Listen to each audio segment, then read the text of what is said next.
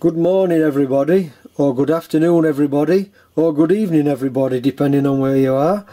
It's Mr. Factotum here. Now today I'm on my Myford lathe and I'm going to do my wheel quartering on my Loco. I'm 6 months in, just over 6 months into this build now, and I've only just come to the stage where I'm ready to do the wheel quartering. Now when I'm a beginner at this, so I'm doing this from a beginner's perspective. So I'm learning this wheel quartering as I'm telling you. And apparently there's many methods you could use to do this, but I'm gonna do it roughly speaking how the book tells you to do it. I've just got to deviate slightly. So you don't have to do it in a lathe, or you can do it in a different lathe, it's up to you. There's many methods apparently. Now when I read this book through, I quickly glossed over everything, and when I got to wheel quartering it sounded a bit mystical to me. I don't know if that's the right term, but because I'm a beginner and I didn't really know anything about building a Loco, it were all a bit, when you hear people talk about wheel quartering it all sounds a bit mystical to me. But what I just take bite-sized chunks of the relevant part that I'm doing, and I work like that, and I don't try to overload it with lots of information. So now I've come to this wheel quartering, I've read it in more detail, I've studied the drawing, and it's pretty more straightforward than I expected it to be honest. And I'll just quickly run through it as quick as I can. So wheel quartering, it means you've got to have one side of your crank pins one side of your crank pins has got to be, let's say, pointing upwards, and the other side has got to be at 90 degrees one way or the other, whichever way you're looking at the Loco. Right, so at 90 degrees. And the 90 degree bit apparently is not critical, it could be plus or minus a couple of degrees I believe. It's the fact that they've all got to be all the sets of wheels have got to be identical, whether they're 88 degrees or 91 degrees or 90 degrees. It's the identical part that matters, so your connecting rods all work in tandem how they should do. So how they tell you to do it in this book is you put a centre in your headstock, a dead centre, and you clamp a stop to your jaws of your 4-jaw chuck. Now when I put my dead centre in the headstock, it didn't come out far enough, a standard centre. So in the book it tells you to make a dedicated centre that's going to stick out far enough so that your crank pins don't foul on the chuck like that. You've got to be out far enough for this to turn. Now instead of making a centre, I didn't want to go to all that trouble, so I've been searching my workshops for different items, and I've come across this chuck with a long shaft on it. It sticks out a bit further than I actually need, but that don't matter. So I've put this on, it had the same Morse taper as I needed, so that's gone into my headstock, and I've just made with a bit of 5/16 diameter bar, turned a very small dead centre there. That's all I've had to do. 60 degree taper. So that's in my chuck now, it's all running true. And then coming to the other side, you will need, instead of a standard centre, I mean they come in various body diameter centres, but my smallest body diameter was actually too big, because again you've not got to foul on your crank pin. I looked through all my drawers and everything, and I found this little dead centre that I had, and I've put it in a Morse tapered sleeve, and that's given me the required clearance that I need for my crank pin now. So you will need a tiny centre in your tailstock. So now I'll actually put the wheels in and then do a bit more explaining.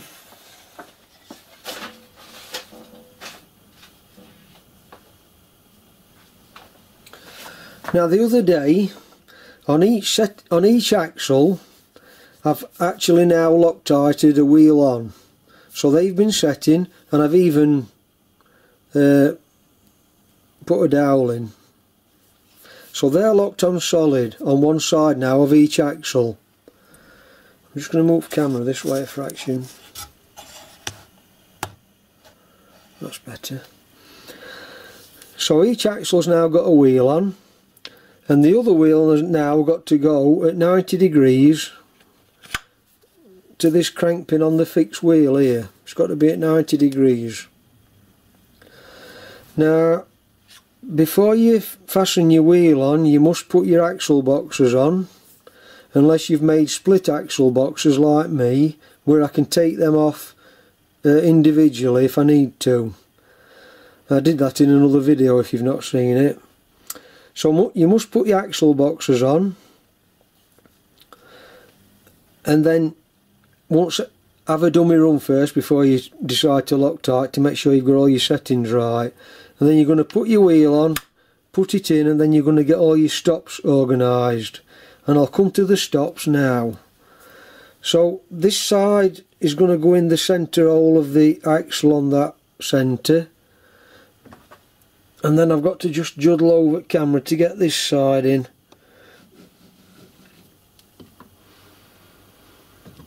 Right, that's it. Lock my tailstock off. Right, instead of doing what the book said, I'll just come back to it and show you. It tells you to use your tool clamp and clamp a stop onto the jaw of the choke. Now, because I've come out further than I need to, it's a bit more difficult for me to get a stop on this jaw to come out this far without it springing. So what I've done, I've been searching around my workshop for an hour, and I've come up with these different ideas of how to do it without a clamp on my choke. And I've got this big heavy duty parallel I use on my milling machine, and what I'm going to do, I'll just carefully put that on my bed without damaging my bed, and I'm going to lock that in position with 4 magnets, about an eighth of an inch away from the wheel. So I'm just going to put 4 magnets on there to hold that in position. I mean, it's quite heavy duty, that it's quite heavy, so it's not going to move. And then on this little edge here, instead of putting a clamp on, which you could do, I'm going to put another magnet on, just to keep everything in position. That's it. Now, before you put your wheels in, excuse me, set your scribing block to centre height, and I've done that by just putting my tool post in with a tool on centre and setting my scribing block to centre height. I've also scribed a centre line on the stub axle here, on the crank pin, and you've got to get that crank pin on centre height like that. Now, as look at it, I had these clamps on my milling machine. I've got 2 of these, one here and one here, and just by chance they're the right height, and we're going to bear these on these 2 journals that we've machined on as crank pins, because they're all the same diameter, so they're repeatable to get the position. And that little clamp, drop my centre now, drop my scribing block. That little clamp is exactly the right height for my centre, for my scribing block, to get dead centre.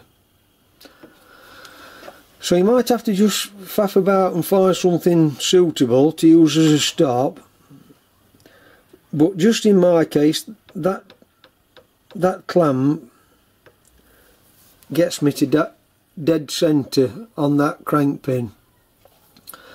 So that's that side sorted, and I'm just I'm just going to put a magnet on that chuck and onto the crank pin just to keep it in position. Now coming onto the tailstock end, you can either put a vertical slide on, an angle plate, but in my case I'd got a rear tool post holder, and again I've used one of them milling clamps, and I've set this face of this clamp up to be parallel with the lathe bed using my dial test indicator. So when it comes onto these two journals on my crank pin, it's going to be parallel to them. Now just by chance it already had a hole in to clamp onto my rear tool post holder, and I've clamped that on, and before I put my video camera on,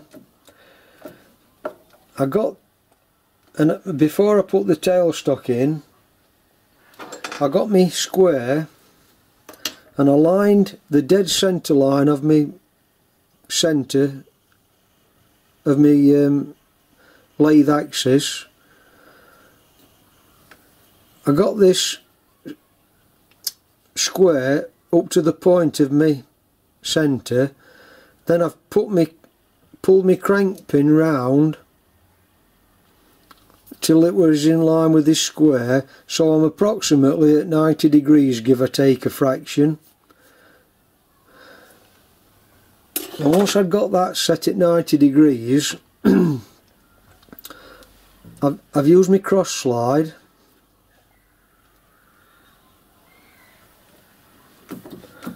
so bring your carriage up to your wheel to pick these two journals up, and then when I bring my cross slide in, it's on to number 45 on my dial. I know that this then is dead in the centre line of the lathe, if that makes sense. So you've got to predetermine all them before you start putting your wheels in and everything.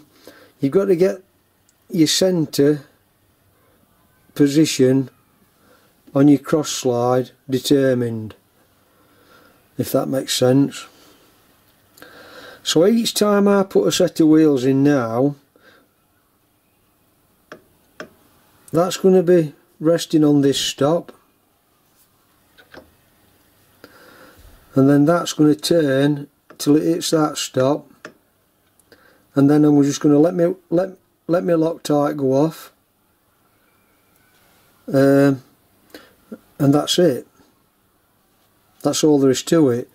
I mean, just make sure that you're up to the shoulders of your axle, but you don't want to be clamping it, because I've left 1.5 thou clearance in the hole for the Loctite, so if I put a clamp on that, it's going to rock the wheels very slightly. So you just want to let them come naturally up to the shoulder with the Loctite on, up to each stop, and let it go off. Then you can put your next set of wheels in and do exactly the same thing onto that stop, and they're both, all the sets of wheels then are going to be identical. And that's all it is, wheel quartering. Probably sounds a bit more complicated than it actually is to do, but the mystery's over in my eyes. Now you don't have to use a lathe, you can do it in many other various ways. I'm sure you'll find that on various websites how to do it, but this is the way it tells you to do it in my book that I've got.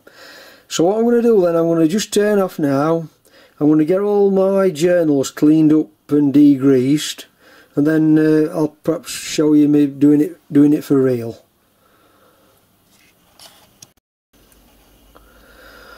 Right, so first job is to make sure you've got this all degreased perfectly clean on the shaft and on the wheel, and all I use is brake cleaner.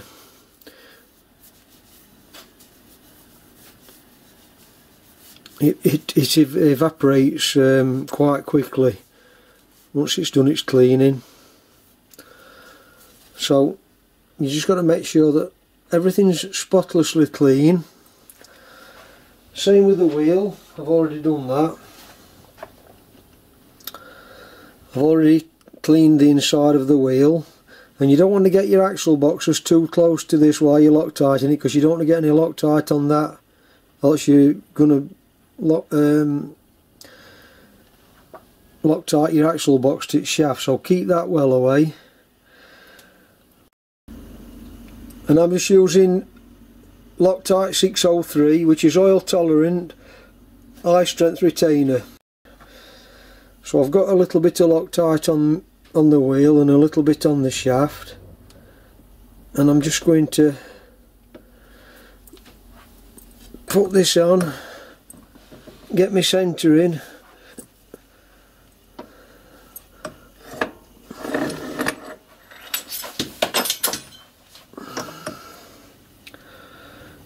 bring this up to the, bring my stop up to the journals,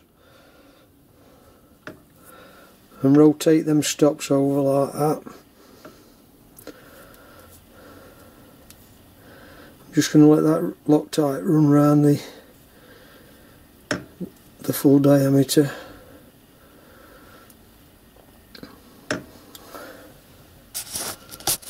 Right, so I've got this held to the stop with that magnet, and that's over to that stop with my dial and my cross slide at the appropriate position to bring that stop into play. And it's just a matter now of pushing them fully home onto the axle and just let them sit naturally, because if you clamp that now with that 1.5 thou in that bore exaggerated, this will move over perhaps 5 thou, and then it's going to be running out of true. So you just want to let them set naturally as they are.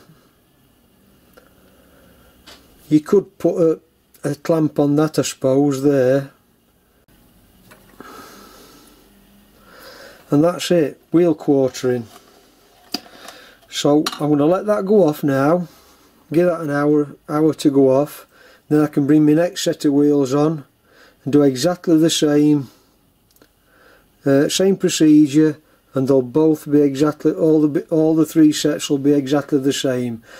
Anyway, I hope you found that interesting, and I'll catch you on my next video. So thanks for watching then, bye for now.